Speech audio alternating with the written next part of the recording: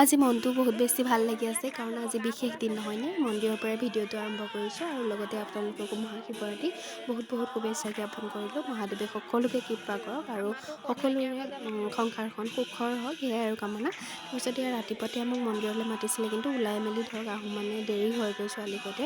তাৰপিছত আমি তিনিওজন আহিলোঁ, মানুহজন মই ছোৱালী ধুনীয়াকৈ সেৱা কৰি ল'লোঁ ধূপ চাকি জ্বলাই।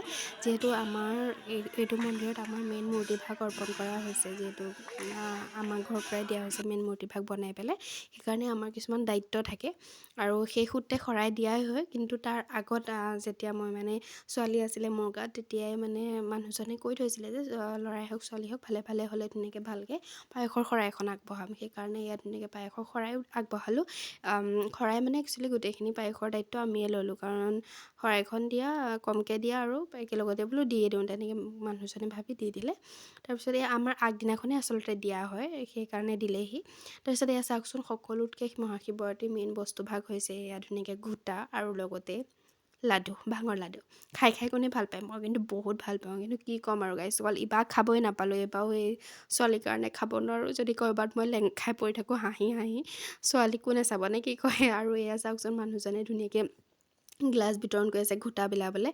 প্ৰথম ঘোটাখিনি মই যেতিয়া মোৰ গ্লাছত দেখুৱাইছোঁ, ইমানেই বেছি ধুনীয়া প্ৰিয় আছিলে, ইমান বেছি মিঠা, কিন্তু পাছত সকলোকে দিব লগা হওঁতে মানে অলপ মানে খেলখেলীয়া হৈ গ'ল।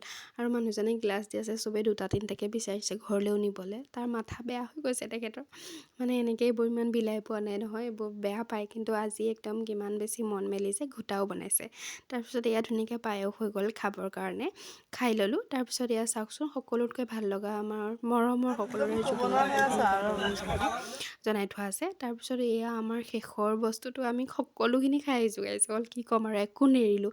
আচলতে এয়া জলপান ভকতসকলৰ কাৰণে যোগাৰ কৰা হয়, কিন্তু আমাক ৰখালেহে, আমি বাৰু এনেই থকা নাই, ৰখালে যিহেতু আমাক লাষ্টৰ সেৱা ভাগ ল'বলৈ আছে কাৰণে। তাৰপিছত ৰখাই পেলাই আমাকো খাবলৈ দিলে।